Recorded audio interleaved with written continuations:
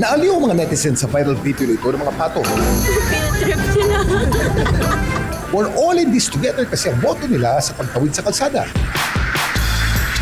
Ang mga motorista very patient naman sa paghintay.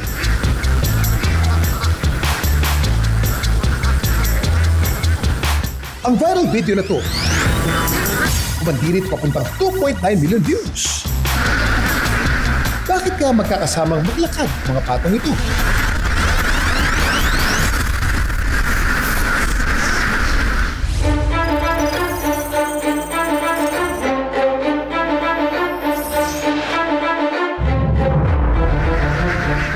Ang mga bibing kumending-kending at kumiliti ng views sa mga netizens,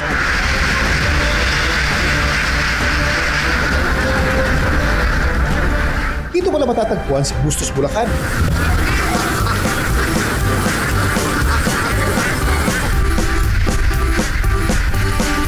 And the scene on video, close to close talaga sila.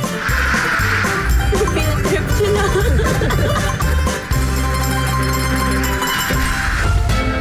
Ayon sa uploader ng video na si Red Ronquillo, pabiyahe raw siya pabaliwag nung araw na yon at bigla silang mahituin ng ilang lalaki.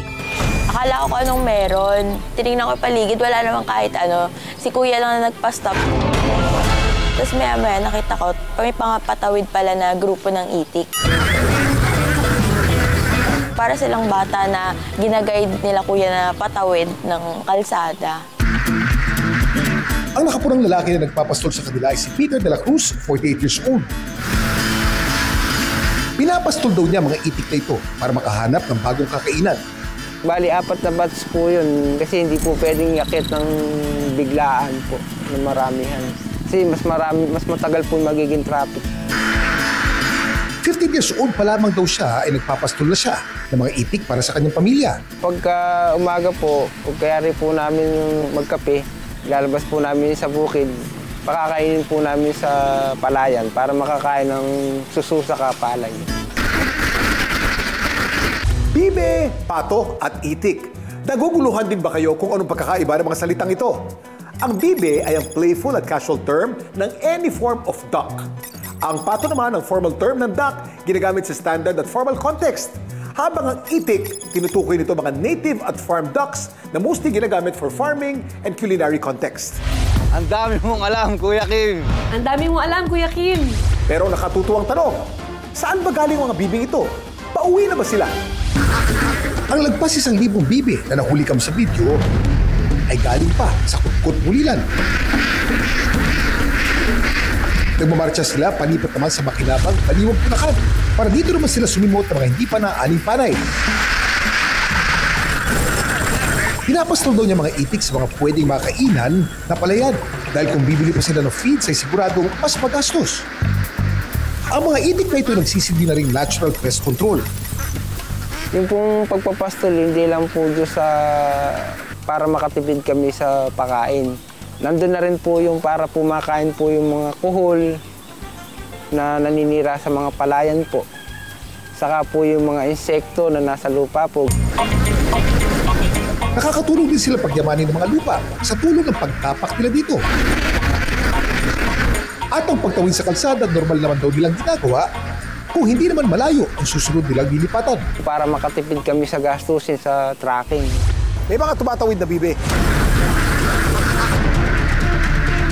Hulaan nyo kung ilan yung bibe na yan. Pagka yung pinakamalapit na hula, may premyo.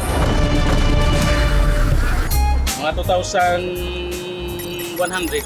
2,100? Sigurado ka? Oh, final decision na. Final decision? Hindi pwede baguhin? Hindi ka ilan?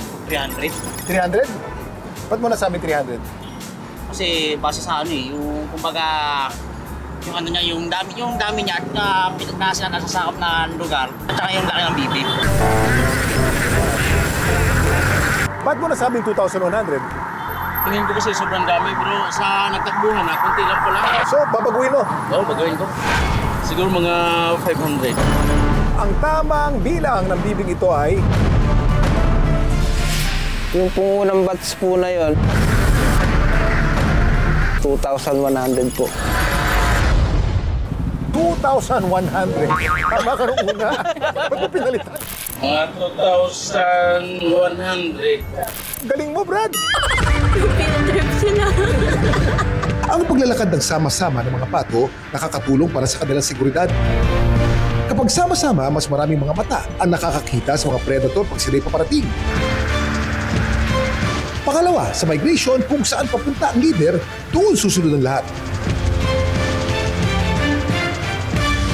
Talaga namang walang iwanan ang mga bibe.